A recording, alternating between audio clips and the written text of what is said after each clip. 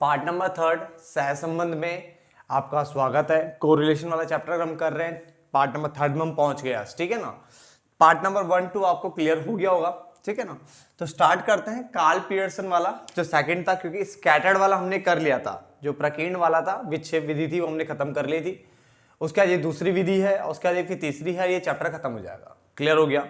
तो देखो क्या है यहाँ पर हमारे पास इस टाइम कार्ल पियर्सन का सहसंबंध गुणांक क्या है। कार्ल पियर्सन का सहसंबंध गुणांक है लिखा है यह सहसंबंध को मापने की क्या है, एक गणितीय विधि है। देखो जहां जहां मैं अंडरलाइन करता हूं वहां आप भी अंडरलाइन करें, ठीक है। अंडरलाइन का मतलब क्या होता है, जैसे मान लो मुझे यहां पे अंडरलाइन करना है तो बहुत बच्चे करते हैं ये हल्का हल्का ऐसे करके कर देंगे। यार अगर अलग कलर है, ठीक है, कोई मार्कर है, हाईलाइट मार्कर जो होता है, तब तो समझ में भी आ रहा है ऐसा। बट अगर आप एक ही पेन का यूज करो तो गाढ़े का मतलब होता है उसको अच्छे से गाढ़ा करो ताकि दिखे, दूर से दिखे कि मुझे किस पॉइंट पे फोकस करना है। और जनरली मैं तो ये बोलूंगा हाईलाइट वाइलाइट की जरूरत नहीं होती है। अगर आप सिर्फ एक ब्लू या फिर सिर्फ एक ब्लैक पेन आपके पास है, काफी अच्छी बात है, ठीक है ना, उसी का यूज करना चाहिए। क्योंकि हर जगह आपको हाईलाइट मार्कर यूज करने की परमिशन नहीं होती है। तो आप क्या करोगे, सिर्फ जैसे ब्लू पेन है तो ब्लू पेन से उसको अच्छे से डार्क कर लो। इतना भी डार्क मत करना कि पन्ने फट जाए, ठीक है ना। मतलब अच्छे से उसको डार्क करो ताकि जो आंखें है सिर्फ उस मेन की पॉइंट पे जाएं और हम उसको उस पढ़े फटाफट से, समझ में आ गया ना। तो इससे जल्दी रिटेन भी रहता है और मतलब अच्छा रहता है, आपको मतलब याद करने में आपको सहूलियत होती है इस चीज को ना। तो यहाँ पे इसने लिखा यह सहसंबंध को मापने की एक गणितीय विधि है। इसमें सहसंबंध की दिशा, क्या चीज, दिशा और मात्रा दोनों को मापा जाता है। तो क्या क्या कह रहा है, यह सहसंबंध को मापने की गणितीय विधि है और साथ में इसमें सहसंबंध की दिशा और मात्रा दोनों को मापा जाता है। कार्ल पियर्सन के सहसंबंध गुणांक को किससे बताते हैं, आर से प्रकट किया जाता है, यानी आर का चिन्ह से इसको प्रकट किया जाता है। क्लियर हो गया। चलो फॉर्मूला हमारे पास ये है, r is equal to sigma छोटा एक्स छोटा वाई अपॉन में एन, ये स्टैंडर्ड डेविएशन ऑफ एक्स और स्टैंडर्ड डेविएशन ऑफ वाई। ये जो पहला चैप्टर था ना इसमें ये पढ़ाया जाता है। जो पहला चैप्टर था ना इससे पहले जो मैंने पढ़ाया, बट आपने नहीं पढ़ा होगा बहुत बच्चों ने। क्यों? क्योंकि वो आपके कोर्स का पार्ट बहुत बच्चों का नहीं है इस बार, है ना। बुक से ही हटा दिया गया उस चैप्टर को। बट पता है बहुत पंगेबाजी की है, 12th क्लास में भी ऐसा बहुत कुछ किया इन्होंने। बट पता है इन्होंने फिर लिखा हुआ है कि इस बार ये भी पूछा जाएगा, ये पूछा जाएगा, बुक में है ही नहीं वो। आप अगर अकाउंट्स में देखो, अकाउंट्स के बच्चे जो जानते होंगे रेशियो में ना, देखो 12th क्लास में रेशियो नाम का चैप्टर होता है और उसमें पता क्या बोला उन्होंने, पहले बुक में तो वो रेशियो है ही नहीं, कह दिया ये भी आएगा ये भी आएगा, जो कि आज से बहुत पहले कभी बुक में हुआ करते थे। तो इसलिए ना मैंने जानबूझ को चैप्टर बना दिया कि आज आपके लिए यूज ना हो तो कोई बात नहीं, कल जो बच्चे आएंगे आपके भाई बहन हो सकते हैं, आपके दोस्त हो सकते हैं, कोई भी, ठीक है, तो उनको हेल्पफुल रहेगी। तो पहले वीडियो बना के डाल दी। इवन बहुत सारे स्टेट्स में अभी वो चैप्टर है, ठीक है ना, स्टेट्स में है, बड़े बड़े लेवल्स पे वो चैप्टर पूछा जाता है, इसलिए मैंने वो चैप्टर नंबर 11 जो है बनाया हुआ है। अब यहाँ पे देखो ये जो फॉर्मूला, अब आप इस फॉर्मूले को लगा ही नहीं सकते क्योंकि आपको ना तो स्टैंडर्ड डेविएशन का पता है, कुछ स्टैंडर्ड तो निकालना आता ही नहीं आपको, ठीक है। तो अच्छी चीज यहाँ पे ये है कि इस फॉर्मूले का यूज है भी नहीं आपके लिए, ठीक है। सिर्फ फॉर्मूला है, यूज इसका है ही नहीं, तो इसको हम क्वेश्चन करने वाले भी नहीं है। समझ में आ गया। देखो r is equal to sigma x y upon में n standard deviation of x standard deviation of y, जहां पे x का मतलब, छोटे x का मतलब होता है x में से x बार घटाना, ये आप पता होना चाहिए, और छोटे y का मतलब होता है y में से y बार घटाना। समझ में आ गया। y में से y बार मतलब x में से x वाली सीरीज का मीन और y में से y वाली सीरीज का मीन घटाना। उसका स्टैंडर्ड डेविएशन ऑफ x, इसका मतलब इसको बोलते हैं x श्रेणी का मानक विचलन, मानक बोलो या प्रमाप विचलन बोलो, एक ही बात होता है, ठीक है। ऐसी स्टैंडर्ड डेविएशन y मतलब y श्रेणी का क्या मानक विचलन, तो दोनों का स्टैंडर्ड डेविएशन निकालना पड़ता है, दोनों श्रेणी का। उसके अलावा n का मतलब जोड़ों की संख्या बोलो या मदों की संख्या बोलो, जितने भी वो काउंट करके होते हैं, 5 है तो 5, 10 है तो 10, वो उसको बोला जाता है n। क्लियर हो गया, ठीक है ना। ये फॉर्मूले का फिर एक संशोधित रूप निकल गया था। संशोधित मतलब हो गया इसको थोड़ा सुधारा गया, अच्छे ढंग से किया गया, फिर एक नया निकाला गया, ठीक है, जिसको हम यूज करने वाले हैं। समझ में आ गया। तो क्या इसको पढ़ना है, हाँ इसको 1 नंबर के लिए पढ़ना है, 1 या 2 नंबर के लिए पढ़ना है, ठीक है। आ सकता है ये फॉर्मूला किस चीज का है, ठीक है ना, तो पता होना चाहिए, ठीक है। जिन्होंने चैप्टर नंबर 11 किया हुआ है वो इस फॉर्मूले से भी क्वेश्चन सॉल्व कर सकते हैं। अगर इस फॉर्मूले से भी क्वेश्चन सॉल्व करना पड़े तो कर सकते हैं कि उन्होंने x में से x बार घटाने वाला पोर्शन में निकाला हुआ है, y में से y बार घटाने वाला पोर्शन में निकाला हुआ है, standard deviation of x standard deviation of y सब निकालना उनको आता है ना। चलो तो अब बात करते हैं यहाँ पे, इस सूत्र का प्रयोग केवल उन्हीं श्रेणियों पर किया जा सकता है जिनकी मदों के अंतरों को वास्तविक औसत के आधार पर निकालना संभव हो, ठीक है ना। तो जिन मदों की जो अंतर होते हैं उनको वास्तविक औसत के हिसाब से निकालो कि ये क्या है, ये x बार क्या है भाई, मीन है, मीन निकाला होगा, कैसे निकाला होगा, जो श्रेणी के ऊपर डिपेंड करता हो, श्रेणी किस टाइप की है, ठीक है। अगर नॉर्मल इंडिविजुअल मतलब जो आपकी जो व्यक्तिगत श्रेणी है तो उसमें कैसे निकाला होगा, सबको जोड़ा होगा और उतने काउंट करके डिवाइड किया होगा। तो उसका मतलब क्या है, ये एक्चुअल में मीन आपने निकाला है ना, ये वास्तविक माध्य आपने निकाला है, इस पे ही ये वास्तविक माध्य जिन जिन श्रेणी में आप निकालोगे वहां ही अप्लाई हो जाएगा। मगर अगर मान लो आप इसको यूज कर रहे हो कल्पित माध्य विधि, कल्पित जिसमें आप अपनी मर्जी से मान लेते हो, किसी को भी ए मान लेते हो, लघु विधि के अंदर आप ऐसा करते हो, है ना, आप पद विचलन विधि के अंदर ऐसा करते हो, तो ऐसी विधि में ये लागू हो ही नहीं सकता, क्योंकि यहाँ पे x माइनस ए वाला कोई कॉन्सेप्ट बताया नहीं उन्होंने। तो यहाँ पे हम बोलने वाले इस सूत्र का प्रयोग केवल उन्हीं श्रेणियों में किया जा सकता है जिनकी मदों के अंतरों को वास्तविक औसत, जिनकी मदों के अंतरों को कैसे निकाला जा रहा है, वास्तविक औसत के आधार पर निकालना संभव हो। तो जिनको वास्तविक औसत पे निकाल सकते हैं, नहीं एक्स बार वाई बार निकाल के निकाला जा सकता है, वहां तो फॉर्मूला लग जाएगा। मगर जिनको कल्पित माध्य है जैसे लघु विधि, पद विचलन विधि पे निकालना, तो ये मेथड नहीं लगेगा। क्लियर हो गया, या तो नोट डाउन करो आगे बढ़ते हैं। तो ध्यान से देखिए, अब इसने बोला सहसंबंध गुणांक की गणना, तो हमें ये 3 फॉर्मूला में पढ़ना है। फॉर्मूले देख के डरना मत, ठीक है ना, फॉर्मूले थोड़ा अजीब से हैं, रूट तो मैं निकालना सिखा दूंगा, लास्ट मैंने बताया था चैप्टर जो 13 खत्म हो जाएगा उसके बाद, ठीक है ना।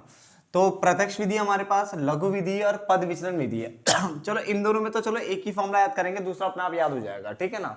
एक फॉर्मूला हम याद करेंगे, दूसरा अपने आप ही क्या हो जाता है, यहाँ पे याद हो जाता है। डन। बात करते हैं पहले इस वाले की, प्रत्यक्ष विधि को, जहां पे इसने बोला कार्ल पियर्सन सूत्र का एक संशोधित रूप है, ठीक है। क्या है ये, कार्ल पियर्सन का जो फॉर्मूला है उसका एक संशोधित रूप है ये, ठीक है ना, एक मॉडिफाइड वर्जन है। एक सेकंड रुकना है,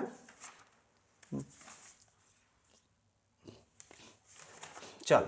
तो कार्ल पियर्सन मेथड का क्या है, एक संशोधित रूप है हमारा, मॉडिफाइड वर्जन है, ठीक है ना। तो स्टार्ट करते हैं, पहला फॉर्मूला समझना। देखो फॉर्मूला क्या है, R इजिकल टू, यानी कोरिलेशन निकालना है, तो सिग्मा में छोटा एक्स वाई, जहां पे छोटे x का मतलब x में से x बार होगा, छोटे y का मतलब y में से y बार होगा, ठीक है ना। तो हम ये फॉर्मूला अप्लाई करने वाले हैं। नीचे है रूट में सिग्मा छोटे x का स्क्वायर इंटू सिग्मा छोटे y का स्क्वायर। फॉर्मूला लगाना मैं सिखाऊंगा, टेंशन मतलब इस फॉर्मूला बहुत आसान सा है। तो सिग्मा एक्स वाई अपॉन में रूट के अंदर सिग्मा छोटे x का स्क्वायर इंटू सिग्मा छोटे y का स्क्वायर, ये याद हो जाएगा। जहां पे छोटे x का मतलब x में से x बार घटाना, y में से, और छोटे y का मतलब y में से y बार घटाना। लघु विधि की बात करें तो उसने बोला R इजिकल टू, R का फॉर्मूला है sigma dx into D Y, dx into D Y minus sigma dx into sigma D Y upon में n। फिर रूट करके पहले सिग्मा dx स्क्वायर का नॉर्मल स्क्वायर है, फिर माइनस में सिग्मा dx का होल स्क्वायर है अपॉन में n। और सेम ऐसे यहां पे भी है, sigma dy square minus sigma dy का होल स्क्वायर अपॉन में n। दोबारा देखो फॉर्मूला क्या है, sigma dx into D Y, ये समझ में आ गया। फिर माइनस लगाया सिग्मा dx, फिर सिग्मा dy अपॉन में n, और फिर सिग्मा डी रूट के अंदर है sigma dx square minus sigma dx का होल स्क्वायर अपॉन में n। एक बार नॉर्मल स्क्वायर है, एक बार होल स्क्वायर है, ठीक है ना। फिर sigma dy square minus sigma dy का होल स्क्वायर अपॉन में n, जहां पे dx dy जो यूज हो रहा है इसका मतलब होता है dx मतलब होता है x माइनस a। यहाँ पे d क्यों, क्योंकि ये कल्पित टाइप का है, इसमें जो माध्य होता है ना वो आपको एज्यूम करना पड़ता है। कोई भी बीच का फिगर या कहीं का फिगर आप एज्यूम करते हो उसे कहते हैं कल्पित माध्य होता है ना। तो कल्पित माध्य तो एक तरीके से है, ठीक है ना। वैसे बुक में लिखा होता है ये कल्पित माध्य, वैसे ये भी तो कल्पित माध्य है, इसमें भी तो a एज्यूम करते हैं हम, है ना। तो dx equal to x minus a, ठीक है, और dy निकालना तो y में से a घटाना है। चलो पद विचलन क्या है, ठीक इसकी कॉपी है, बस डैश लग जाएगा, sigma dx dash into dy dash minus sigma dx dash into sigma dy dash upon में n, ठीक है ना। रूट लगाया सिग्मा dx डैश का square minus sigma dx dash का होल स्क्वायर अपॉन में n, इनटू में रूट लगाया sigma dy dash square minus sigma dy dash का होल स्क्वायर अपॉन में n। तो फॉर्मूला कॉपी है, तो हमें एक इस फॉर्मूले पे काम करना है, एक इस फॉर्मूले पे काम करना है, तीसरा फॉर्मूला अपने आप याद हो जाएगा। तो देखो अब देखो एक चैप्टर पूरा पूरा कटा हुआ है, तो 2 फॉर्मूले तो याद कर सकते हो, क्योंकि रैंक कोरिलेशन का फॉर्मूला मुझे पता आपको बुक में बहुत बड़ा दिख रहा होगा बट वो बहुत आसान है। रैंक कोरिलेशन का फॉर्मूला 2 मिनट में याद हो जाता है, उसकी टेंशन है ही नहीं किसी को, ठीक है ना। वो फॉर्मूला कोई बच्चा भूलता भी नहीं है, आप इस पे काम करो, समझ में क्या। पेपर में कौन सा मेथड लगाए, पेपर में अगर बोलेगा जो मेथड तो बेटा वही मेथड लगाना पड़ेगा। वैसे नॉर्मली मैंने देखा है कभी बोलता नहीं है कि पद विचलन विधि से निकालो या लघु विधि, वो सीधा बोलता है कि कोरिलेशन निकालो। तो आप नॉर्मली ये मेथड लगा सकते हो, प्रत्यक्ष विधि आसान है, फटाफट लग जाती है ना। बट अगर वो स्पेशली बोले पद विचलन तो फिर क्या कर सकते हैं, फिर तो सीखनी पड़ेगी ना। तो इसलिए मैं कह रहा हूं 2 फॉर्मूले याद कर लो फटाफट से बस, ठीक है ना। चलो क्वेश्चन करते करते देखते हैं, फॉर्मूले याद करने की कोशिश हो जाएगी। क्वेश्चन करते हैं इसके साथ सीधे पहला, ताकि फॉर्मूला याद हो सके क्वेश्चन के साथ, ठीक है ना। तो अब ये क्वेश्चन देखिए आप आपके सामने, ठीक है ना। देखो मेरे को ना कमेंट्स किए जा रहे हैं कि भैया ये सर जो भी आप बोलते हो, ठीक है, आप कहते हो कि वीडियोस बना दो, वीडियोस बना दो। देखो मैं पूरी कोशिश कर रहा हूँ, मैंने बताया था मैं 12th की सारी वीडियोस डाल चुका हूँ। 11th क्लास की स्टैट खत्म होने वाली है, पूरा टाइम नहीं मिलता। आप खुद ही देख लो ना, वीडियोस पार्ट्स की फॉर्म में जोड़ जोड़ करके मैं एक वीडियो आपको प्रेजेंट करता हूँ, क्योंकि टाइम मिलता ही नहीं है बिल्कुल भी।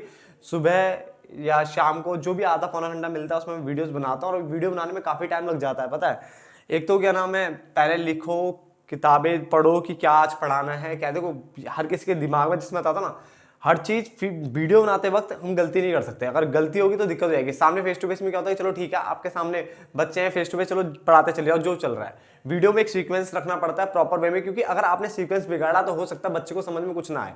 तो टाइम लगता है वीडियो बनाने में, ऊपर से फिर एडिटिंग एंड ऑल करना, अपलोड करने में टाइम लग जाता है, ठीक है ना। तो ये पार्ट आप खुद ही देख लो ना, अभी मैंने जो 10 मिनट की वीडियो आपको पढ़ाई वो अलग वे में होगी, और अभी इसमें साथ में देखो ये वाली वीडियो जुड़ने वाली है। तो सीक्वेंस वही है, ठीक है। क्वेश्चंस कराने वाला बट टाइम लगता है। मैं सारी वीडियो डाल दूंगा आपके पेपर से पहले पहले, इसके स्टैट के सारी वीडियो डाल दूंगा, ठीक है ना। तो अभी हमारे पास क्या है, ये वाला क्वेश्चन है, ठीक है ना। रहता भी क्या है, एक ही तो चैप्टर इंडेक्स रहता है, छोटा टुच्चा सा चैप्टर है, और ये भी खत्म होने वाला है। इसी वीडियो में, इसी पार्ट में जाता है, काल पेयर्सन भी खत्म हो जाएगा, फिर इस पेयर्सन तो रहेगा एक, यानी एक आध वीडियो है, जिसके बाद 1 या 2 वीडियो में ये खत्म हो जाना है इस चैप्टर ने, है ना। तो चलो इस क्वेश्चन करते हैं। देखो हमारे पास x है और y है, यहां तक समझ में आ गया। अब देखो हम कैसे करेंगे उसके लिए ना मैं एक काम करता हूं, पहले आपके सामने फॉर्मूला लिख लेता हूं। मैं इसको प्रत्यक्ष विधि से करने वाला हूं। किस विधि से करूंगा, प्रत्यक्ष से करूंगा। प्रत्यक्ष विधि से निकालना, मैं निकालूंगा r, यानी कोरिलेशन निकालूंगा। अब r का फॉर्मूला प्रत्यक्ष विधि से क्या होता है, सिग्मा छोटा एक्स वाई, सिग्मा छोटा एक्स वाई, फिर रूट होता है सिग्मा छोटे x का स्क्वायर इंटू में सिग्मा छोटे y का स्क्वायर। तो फॉर्मूला याद होना चाहिए। तो पहला फॉर्मूला आपका ये है, मैं आपको 2 फॉर्मूला याद करा दूंगा, तीसरा अपने आप याद होगा, मैंने बताया हुआ है, ठीक है ना। तो ये फॉर्मूला आपके सामने मैंने रख दिया। अब इसके अकॉर्डिंग क्वेश्चन को ढालते हैं। सबसे पहले x ले लेते हैं। मैंने x लिखा, कितना कितना है 55, देन 60, फिर 80, फिर 70 और फिर 65, ठीक है। ये आपका x हो गया, डन। अब मुझे क्या क्या चाहिए वो देखते हैं। तो सबसे पहले मुझे चाहिए छोटा x, छोटा x चाहिए। तो छोटा x, ये बड़ा x है, छोटा x है, ठीक है। छोटा x निकालने के लिए बड़े x में से x बार घटाना पड़ेगा, तो उसका मुझे x बार चाहिए मुझे। देखो लाइन में सीक्वेंस अपना बनेगा अगर फॉर्मूला आपको याद होगा तो मुझे देखा कि मैंने छोटा x चाहिए मुझे, तो छोटा x निकलता बड़े x में से x बार घटा के। बट फिर अब क्वेश्चन आएगा बड़ा x तो मेरे पास है, बट x बार तो है ही नहीं मेरे पास, तो मैं x बार निकालूंगा। तो x बार निकालने के लिए सबसे पहले मैं सिग्मा x निकालूंगा यहां से, ठीक है, क्योंकि जो x बार होता है उसका फॉर्मूला होता है सिग्मा x अपॉन में n, है ना, यही होता है। तो टोटल करो जरा इसको, कितना हो रहा है। ये टोटल करके देखिए 50 और 55, 105 तो ये हो गए, और ये 150 ही हो गए, तो 105, 200, 250, 255, 255 और 5, 260, ठीक है।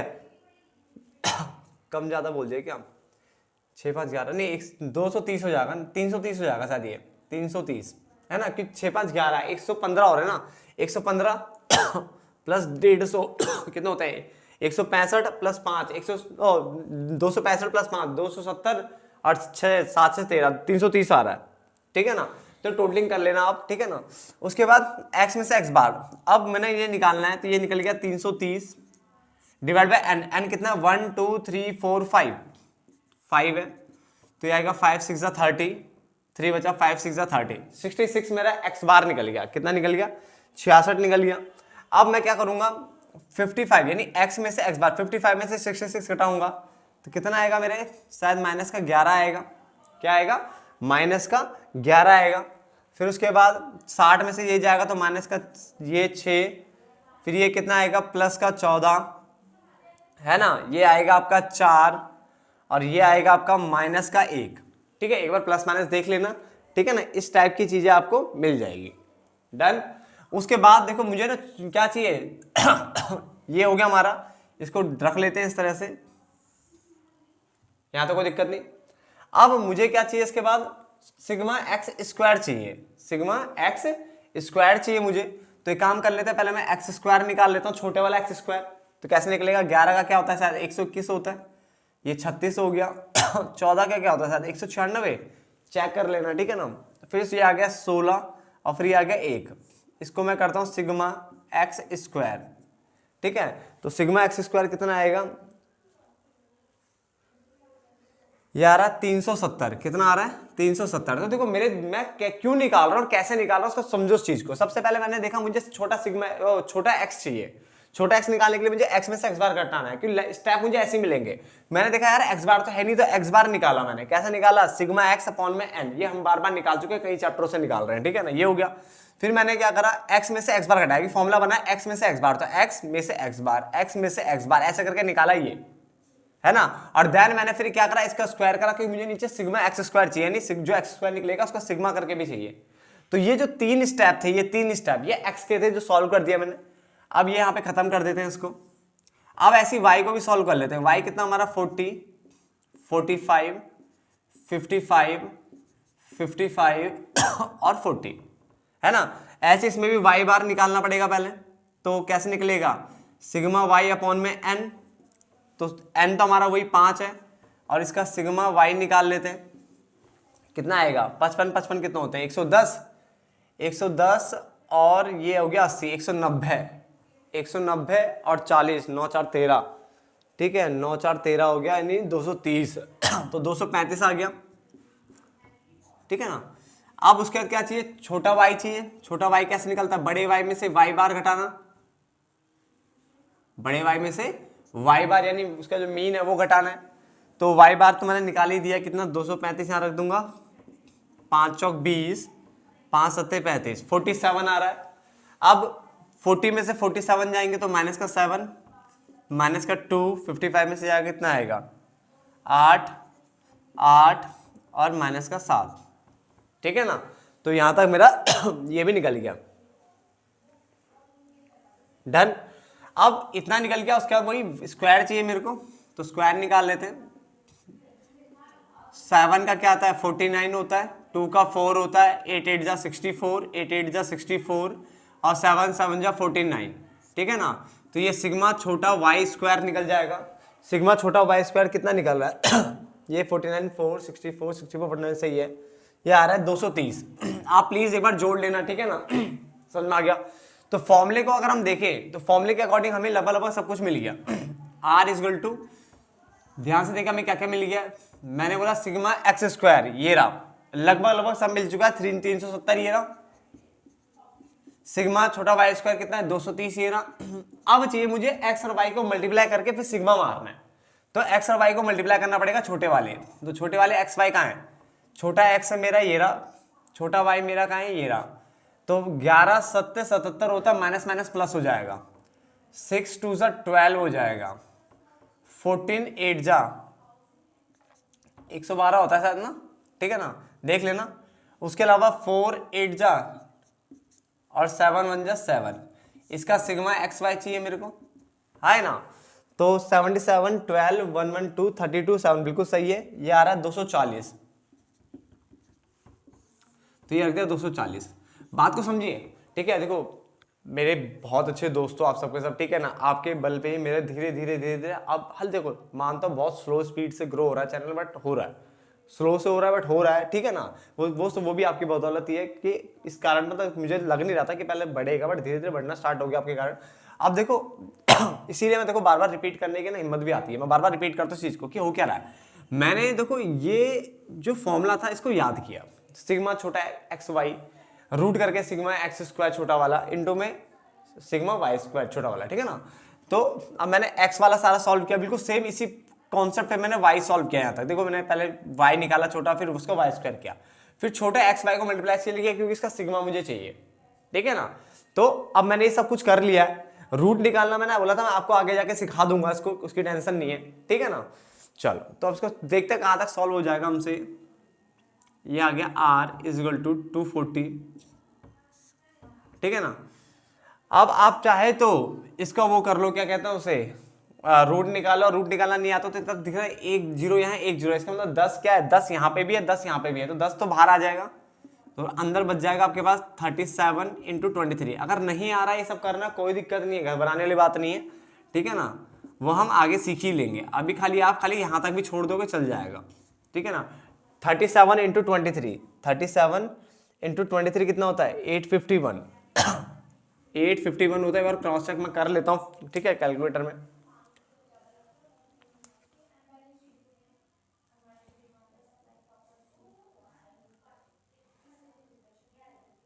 हाँ 851। तो अभी आप यहां तक छोड़ दीजिए, कोई दिक्कत नहीं, आधा नंबर कटेगा जा सकता है, बट मैं आपको रूट सिखाऊंगा, मैंने बोला हुआ है, ठीक है ना। तो अभी मैं इसका आंसर यहीं से लिख देता हूं जो भी आ रहा है। इसका आंसर आ रहा है प्लस में 0.82, क्योंकि मैंने कहा था कोरिलेशन में कभी भी आंसर आपका एक से ज्यादा नहीं आएगा, एक से ज्यादा आएगा ही नहीं, तो 0.82 आएगा इसको सॉल्व करके। समझ में आ गया, कॉन्सेप्ट समझ में आ गया, सारा सारा क्या करा है, ठीक है ना। इसके जैसा क्वेश्चन बच्चे एक आप भी करिए, अपने आप अपनी बुक से क्वेश्चन करिए, बिल्कुल इसी फॉर्मूले में रख करके करें।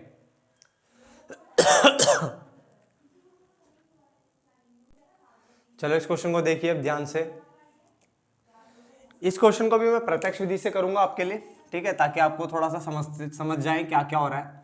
तो प्रत्यक्ष विधि से मैं करने वाला हूं, प्रत्यक्ष विधि से मैं इसको करूंगा। वही चीज सेम, वही हमें आर निकालना है ना। फॉर्मूला मैं आपके सामने लिख देता हूं, छोटा एक्स वाई सिग्मा में रूट करके सिग्मा छोटा एक्स स्क्वायर इंटू सिग्मा छोटा वाई स्क्वायर। क्लियर हो गया, फॉर्मूला आपके सामने आ चुका है, ठीक है ना। अब हम बना लेते हैं। सबसे पहले पत्नी की आयु, पति की आयु, इसको मैं एक्स मान लेता हूं, इसको मैं वाई मान लेता हूं, ठीक है ना।